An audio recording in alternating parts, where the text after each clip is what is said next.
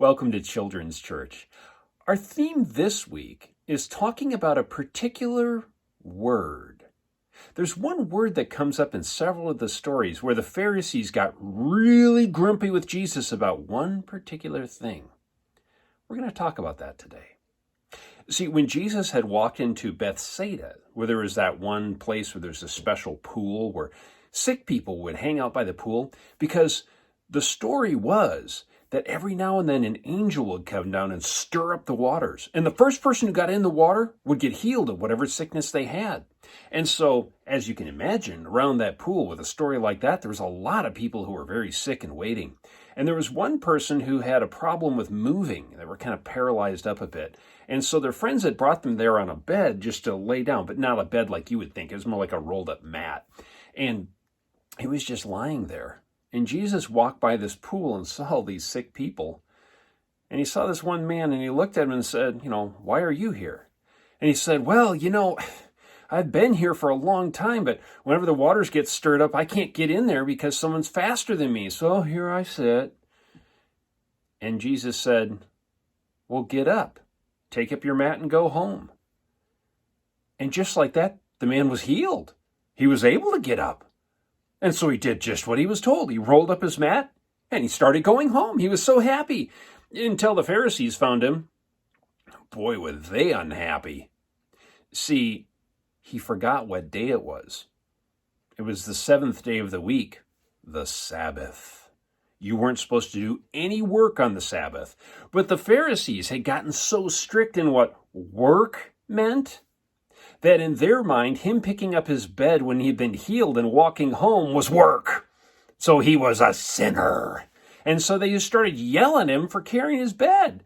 And it's just a rolled up mat. And he goes, whoa, whoa, whoa, whoa, whoa. He said, hang on, the guy told me to.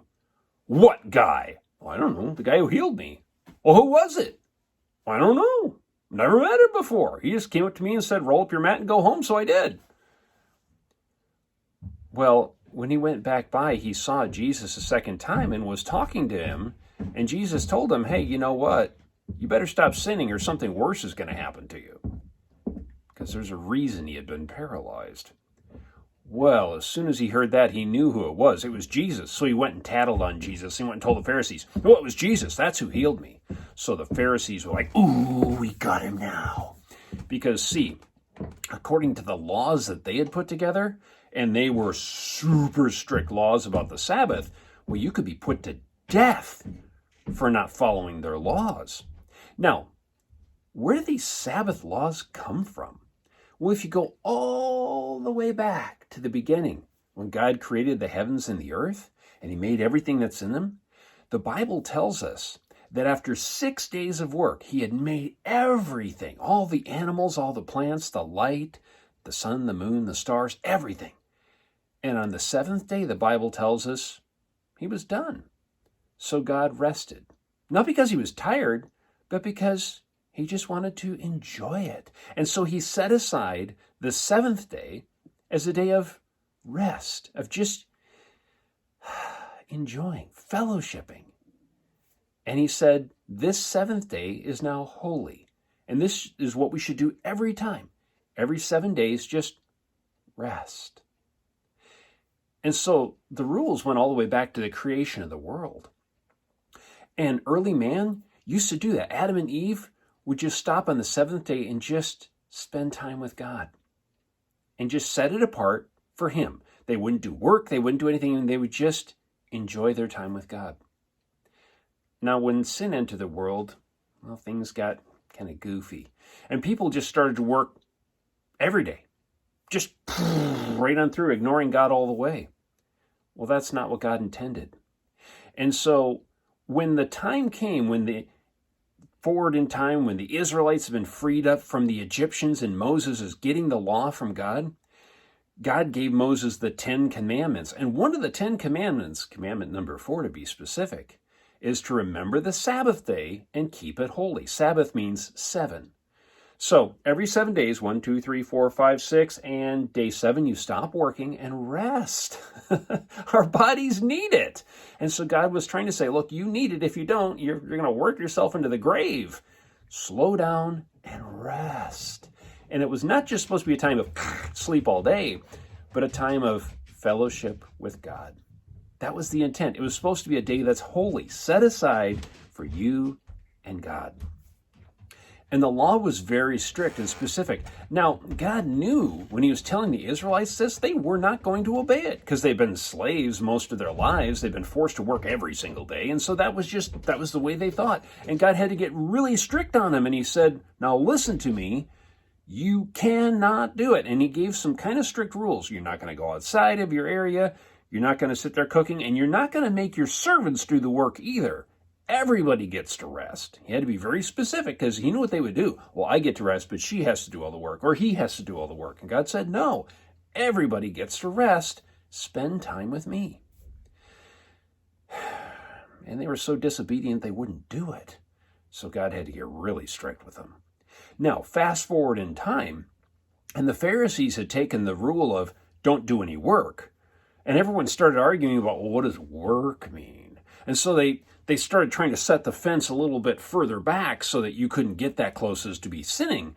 Well, the problem is they started treating their closer fence like that was breaking God's law. And so then they started making a closer fence. So the point in time it got to be that if you had a pen and you set it on a table, you couldn't move the pen on the Sabbath unless you bumped it with like your elbow or blew on it, then it didn't count as moving it. What? And so that's what Jesus was responding to in his frustration with the Pharisees when they would come at him with this rules about the Sabbath. Now, the reason they got so excited about it had nothing to do with them caring so much about, resting as much as they knew this was something that someone could be put to death for, because they had gotten that strict in their rules that if you broke one of these laws, you could be put to death. And so they were trying to get Jesus on a technicality.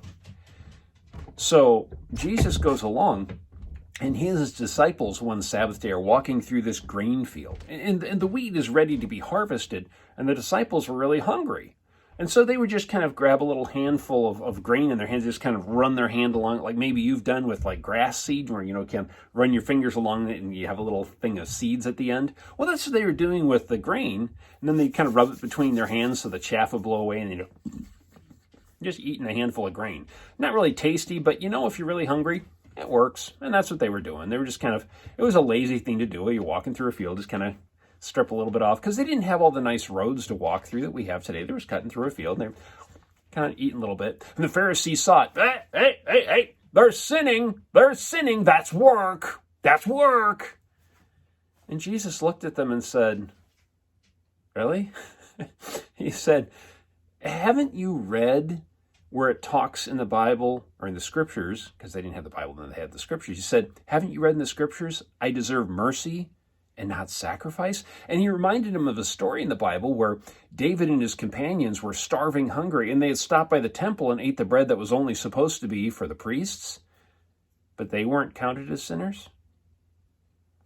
And Jesus said, if you had thought about that scripture that says, I deserve mercy and not sacrifice, you wouldn't have condemned the innocent. He said, the Son of Man is Lord of the Sabbath. Someone is here who's greater than the temple that David walked in. Oh, they were pretty upset about that. They didn't have an answer, but they were pretty upset.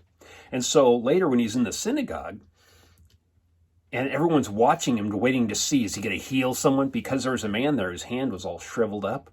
He couldn't use his hand. And Jesus sees this guy, because of course they had him parked someplace set as a trap to see if Jesus would heal on the Sabbath, because they considered healing work too, even though they couldn't do it. Apparently it was work. So Jesus looks at this man with a shriveled hand and looks at the Pharisees. And he said, let me ask you a question. Because they were asking, is it lawful to heal on the Sabbath? Like, dare you? And Jesus said, is it lawful to do good or evil? He said, if you had a sheep and it fell into a pit, would you leave it till tomorrow when it would die? Or would you rescue it? And isn't this man more important than a sheep? And he just looked at them, and they wouldn't answer because, well, their answer would get them in trouble. So Jesus was just really upset with them because they were being so hyper strict, but their heart was totally closed to God and God's love and God's mercy. And he looked at the man with the shriveled hand and said, "Stretch out your hand." And the hand was healed like normal. And everyone was shocked. The man with the 2 hands now was overjoyed, but the Pharisees were furious. Well, they couldn't do anything about it, but they started rather plotting in their hearts and their minds of what they could do to get rid of this Jesus, because he was threatening the way that they did things. And he had people following him, and they were jealous. And that's the end of our story. The Sabbath. Why do we have the Sabbath? And why did God make such a big deal of it? And what happens when we don't rest, when we don't spend time with God? I guess we can get pretty disoriented, pretty distracted, pretty forgetful of what we're supposed to be doing. You know, if God set up a time of rest from the very beginning, when he first made the earth, and he was so smart he could make everything so perfectly, I bet there's something to that, even if we don't completely understand it. I bet this is one of those things we're just supposed to obey, isn't it? Well, while you're thinking about that, go back and start the story over. Listen to it one more time, and then we'll go through our questions, okay? I'll wait for you. Okay. Question number 1. What did you like about this story? What pleased you? Question number 2 asks, what did you not like about this story? What displeased you? Question 3 asks, what do we learn about people from this story? Think about the guy at the pool of Bethsaida, or the man with the shriveled hands, or the disciples walking through the fields. And of course, then there's the Pharisees. What do we learn about them? Question 4 asks, what do we learn about God from this story? What is God like? Is he a big meanie waiting to hit us with a stick? Or is he someone who wants us to spend time with him, to have a relationship with him? What is God like? Question number 5, rather. What touched you the most about this story? What meant the most to you? Now, question number 6. What should I do differently because of this story? Now, remember, this one needs to be answered, I should something. And question number 7. Who should I tell this story to? Well, I look forward to seeing your answers down in the comments field, and I look forward to you joining next week for another Children's Church.